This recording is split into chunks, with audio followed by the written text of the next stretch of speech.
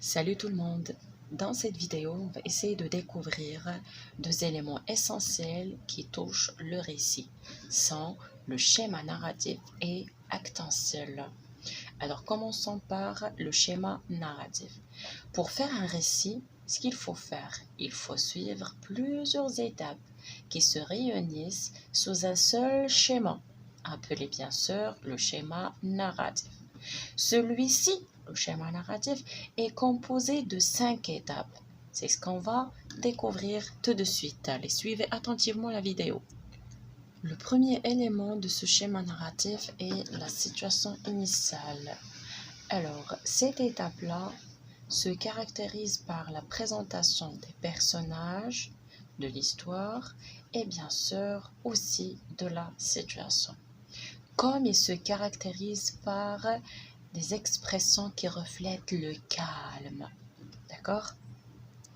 Le deuxième élément est l'élément modificateur, ou bien ça s'appelle aussi perturbateur ou le nœud. Ça dépend les manuels. D'accord? Alors cet élément-là se caractérise par quelque chose qui est très essentiel. Laquelle? C'est qu'il bouleverse la situation d'initiale. C'est pour ça tout à l'heure on a parlé du calme. Là, cet élément perturbateur bouleverse ce calme et déclenche bien sûr les actions. C'est la partie des péripéties. Alors, les péripéties, ce sont les éléments ou bien les événements qui contribuent à aggraver la situation. La situation bouleversée tout à l'heure à travers l'élément perturbateur. Le quatrième élément est le dénouement ou bien aussi ça s'appelle solution. Alors, cette étape-là montre clairement que les difficultés et les conséquences du nœud apparaissent. Donc, on les voit très claires. Donc, on commence à toucher des éléments qui montrent très clairement cette résolution-là. D'accord? Arrivons donc à la dernière étape qui est la situation finale.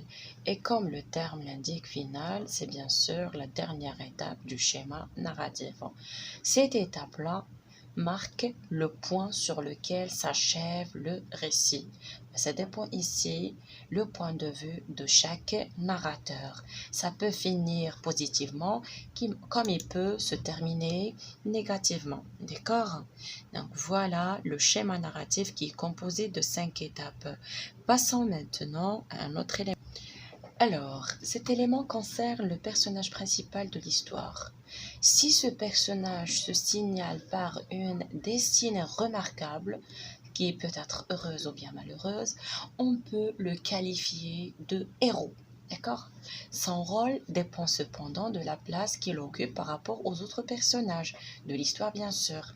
Ainsi, il mérite, on parle toujours de notre personnage principal, d'être étudié sur plusieurs plans regroupés dans un schéma appelé schéma actentiel de la façon suivante. Suivez, je vais détailler. Alors, ce schéma-là contient des adjuvants, c'est-à-dire les auxiliaires. Alors, ce sont ceux qui aident le héros à réaliser son désir, c'est-à-dire son but. Ce sont les personnes qui aident, qui sont à ses côtés. D'accord? Puis vous avez le sujet. C'est la fonction du héros de l'histoire qui part à la recherche d'un idéal à atteindre. Ça peut être sauver par exemple une personne, ça peut être le fait de ramener un objet ou bien chercher une valeur morale. C'est ça le sujet, d'accord? Puis on trouve les opposants. Ou bien un opposant, ça dépend de l'histoire.